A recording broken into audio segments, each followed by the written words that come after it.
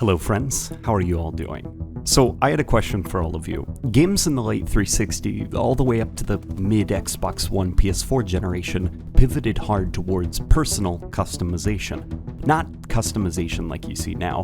What I'm talking about is proper dress-up type stuff with lots of options for your personal soldiers. These customization options even extended to things like emblem creators, sticker kits, and the like.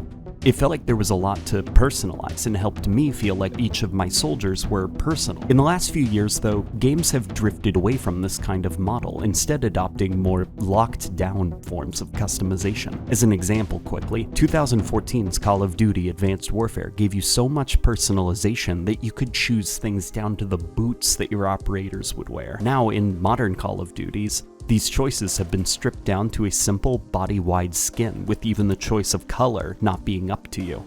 Games such as Black Ops 3 allowed you to make your own camouflage skins for your weapons if any of the ones available weren't to your liking. But nowadays, most of that is stripped away from the player.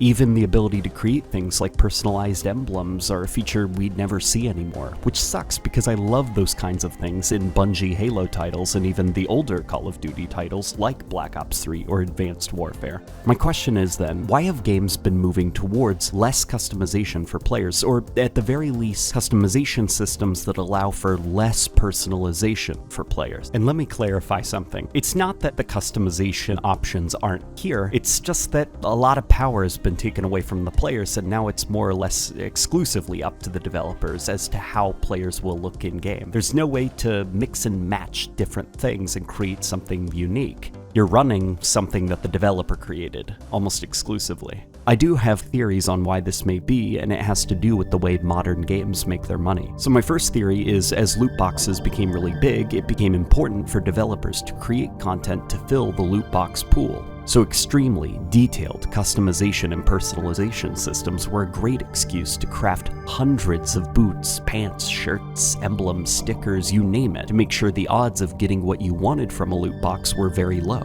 But now as the industry moves towards upfront purchases that in some cases are 1/3 the price of the game you purchased, less content needs to be made because there's no reason to bloat a hypothetical loot box pool. My second theory is that due to the price of these skins, it's important for them to be as big and visible as possible to as many players as possible, essentially turning those who purchase these skins or cosmetics into walking advertising billboards for whatever is in the rotating shop that week. Bonus points if you happen to be the highlighted player at the end of a multiplayer match. You're essentially up there boasting proudly about how good you are wearing your awesome skin that you paid $20 for, and all the players who are watching you may think that they'll play as good as you if they go take a trip down to the rotating shop. I'm not a fan of loot boxes personally, but I do feel like the current way that game business models are handled leaves me with less things to unlock and less ways to personalize my in-game characters, and more often than not, more paywalls for content that older games would have let you obtain via gameplay, even if it did require a heavy grind in some cases. If there are any game developers who end up watching this, I'm curious, is there a reason that games have pivoted towards this direction for personalization? Is it intentionally designed? And for the viewers, how do you feel about my views on player customization in modern games? Is there something I possibly missed out on, or do you agree with what I'm saying? And more importantly, what do you think is a good middle ground between the business model of a game that is designed to make money